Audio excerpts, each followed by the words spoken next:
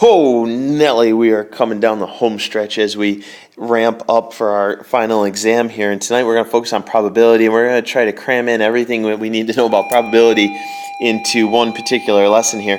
One thing I want you to take from this cute little diagram we've got here is when something is impossible, we say that the probability of it happening is 0, okay? And fast forward as we move our way up this continuum, as things become more and more likely to occur, when we say that something is certain to occur, we're 100% sure it's going to occur, we say that the probability is indeed a 1. So the highest possible probability is a 1. That's equivalent to 100% chance of it happening. And then the worst is a 0.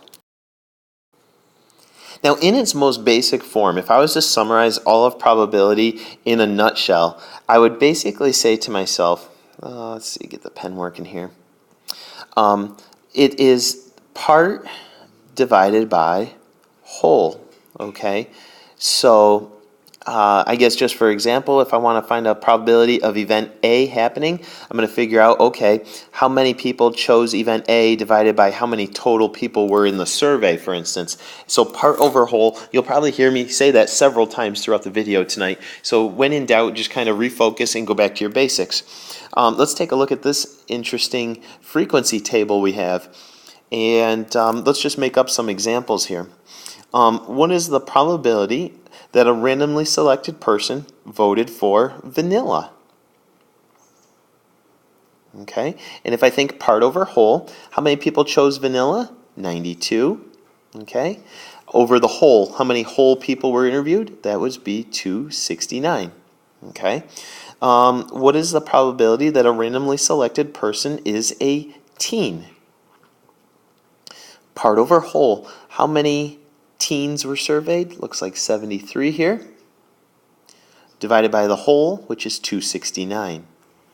What is the probability that a randomly selected person chose vanilla and they're a teenager? Okay, so we want to see where, how many people did both, and I think there's 16. Okay, that's the part. Your whole is still 269. What is the probability that they chose chocolate and they are an adult? Okay. Chocolate and adult would be, this is your part, so that would be 55, divided by the whole, which is 269. So those are your basics, and we'll gradually progress as we go forward here. Now we're going to try to tackle one of your favorite concepts, and that's the concept of something being given. And so I'm going to write out, let's see here,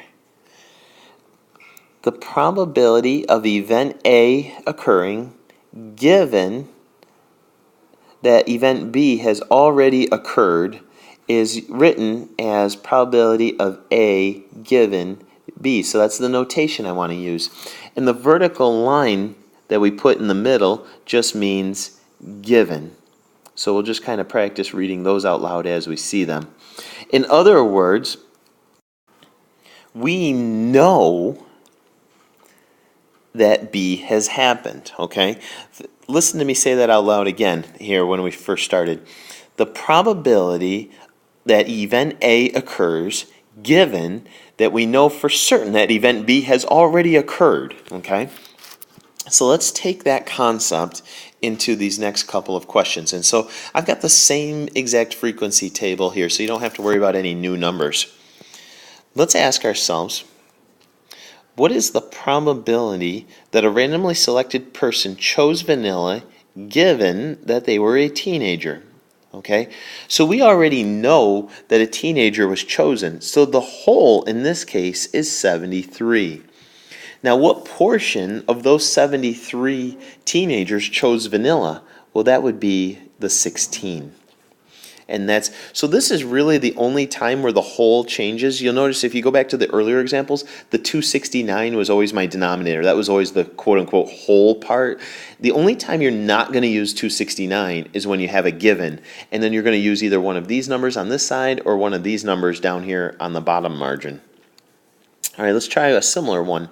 What if I wanted to know, what's the probability that a randomly selected person was a teenager given that they chose vanilla? So now the whole is going to be the 92. That's how many people chose vanilla, and we know that that already occurred. Now, what portion or what part of those 92 chose or were teenagers? And that would be your 16. Let's practice a couple more. What's the probability that a randomly selected person said neither, given that they were an adult? Okay, what is your whole? Look at the adults. How many total adults? 119. Of those, what part of those said neither chocolate nor vanilla? That would be 10. Okay, what's the probability that a randomly selected person was a child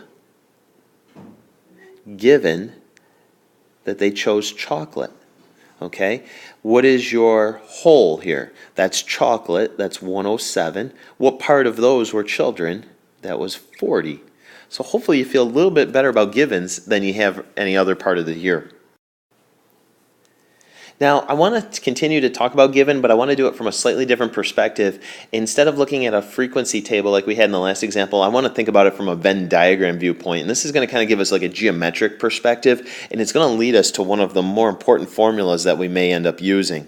Okay, so if I scroll here a little bit, we've got this Venn diagram, and I've got this random event A and a random event B. There's a grand total of 60 people that said they chose event A. We've got a grand total of 70 that said event B, and in the middle we've got 20 that said yes to both event A and B. So just as a quick warm-up, what is the probability of A? That would be part over whole. That would be the part would be 60 over the whole would be 110. Okay, where did I get 110? I added the 40, the 20, and the 50 together.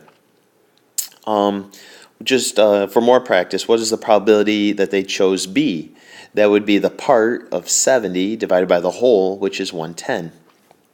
Okay, now let's get crazy here. Let's say, what is the probability that they said yes to A, given that we know they already said yes to B? So they've already said yes to B. So what is your whole? Your whole is going to be the 70. Now what is the part? What portion or part of those 70 said yes to A? That would be this 20 right here. So I'm going to say 20 out of a whole 70. So 20 out of 70. Remember, we're saying right here that event B has already occurred. That's why 70 was my whole. Now I think, you know what? Let's spin that around real quick. What would the probability of B given A turn out to be? Well, now the whole is going to be 60 because that's the total number of people that said yes to A. We know that already occurred. How many of those said yes to B? And that was only 20. And you agreed to reduce that to 1/3. So let's kind of summarize what you've just done there.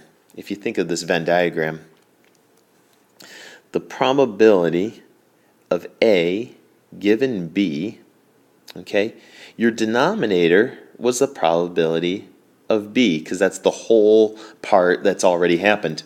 Your numerator was that middle section of the Venn diagram, and that could be described as the probability of A and B. So here's a formula that I want you to highlight, and it's just a different way to think of finding the probability of A given B, and I think we're going to come back and tap into this formula a little bit later.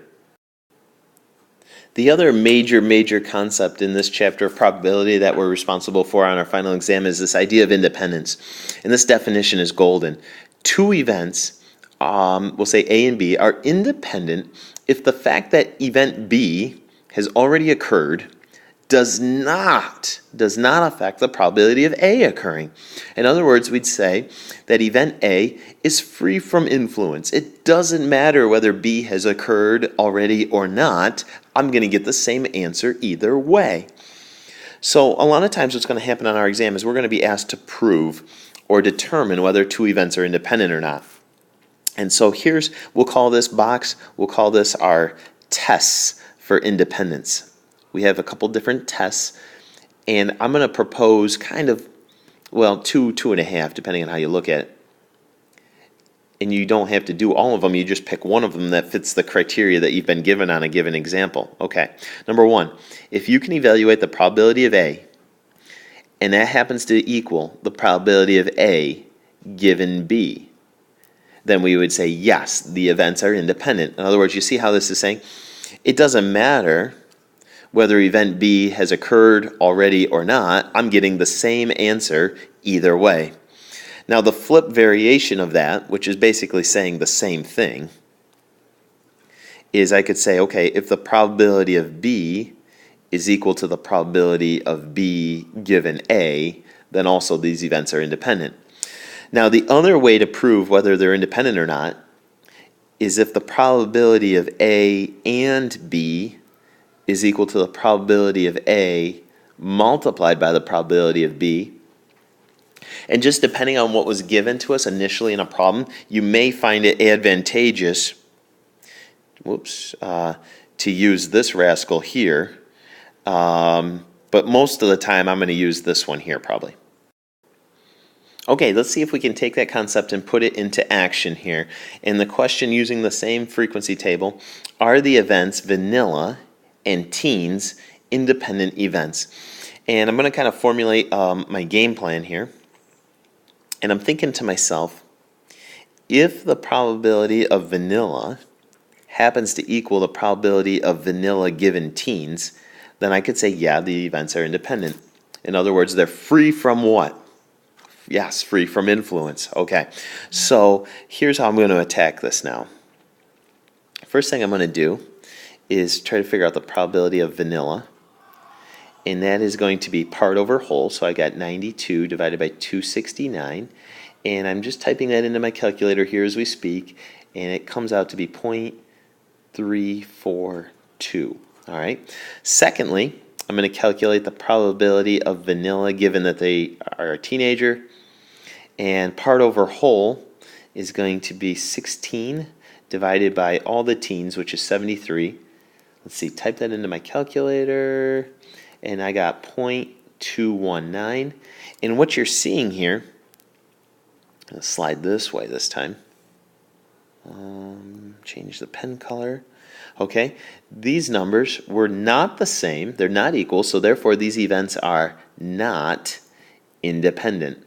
They are not free from influence. In other words, the fact that one has occurred does impact the frequency or the probability of the other occurring.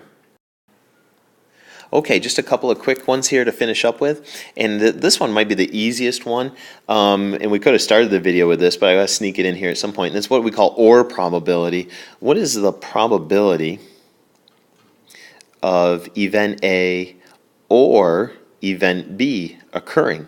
Okay, and that would be the probability of A plus the probability of B minus the probability of A and B. Okay, so unfortunately this is not a formula that's provided on the reference sheet, and we just kind of have to commit it to memory. But again, I think it's one of those things with a little bit of practice, you'll have it memorized before you even realize it's memorized. And we're going to jump in with an example here and try to apply that formula. All right, so they're asking me, what is the probability of A or B given the probability of A is 0.55, probability of B is 0.35, and the probability of A and B is 0.28. So we could say the probability of A or B is probability of A plus the probability of B. And you'll notice if I just added those two up, the number's higher than it should be, because we've got to subtract how much overlap there was. In other words, we don't want to count a certain population twice, so we've got to subtract out the 0.28. And let's see, if we add those on the calculator, I think I'm getting 0.9 minus 0.28. How about 0.62? Does that sound right? Hopefully I did that correctly in my head. Now the only mini bear traps tomorrow is I'm going to kind of change up what's given, and you just have to be on your toes. So when you look at this formula, organize it this way in your mind. Okay, when I look at a formula, I say how many unknowns are there? Okay, here's one value that's unknown. Here's a second. here's a third unknown value, and here's a fourth, okay? So there's a grand total of 4 unknowns. In this example, I gave you this one, this one, this one, and then it was your job to find this one.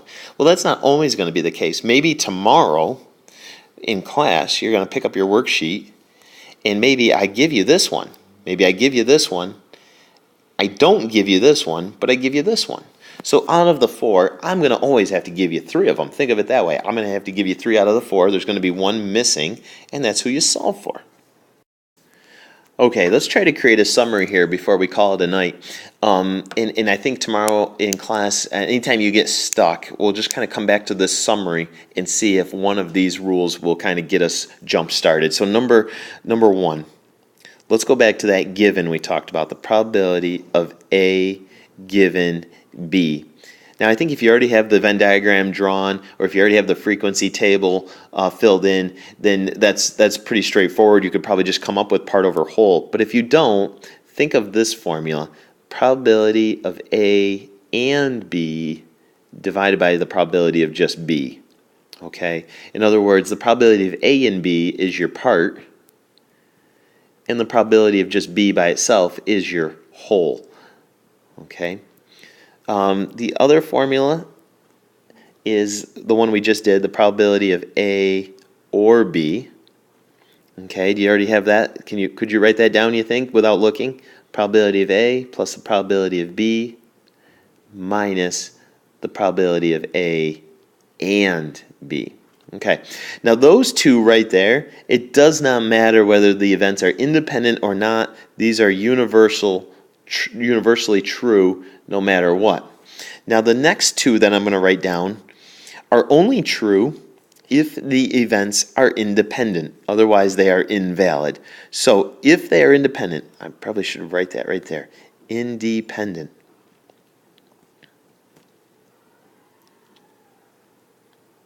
Okay. If they're independent, what do you know has to be true? The probability of A is guaranteed to now equal the probability of A given B. And you also know that the probability of A and B equals the probability of A multiplied by the probability of B. And those are guaranteed to be true if and only if the events are known to be independent. Okay, well, I hope that does it for probability. We're going to see some great examples tomorrow that'll hopefully get us ready for anything and everything that they could throw at us on the final exam. Have a great night.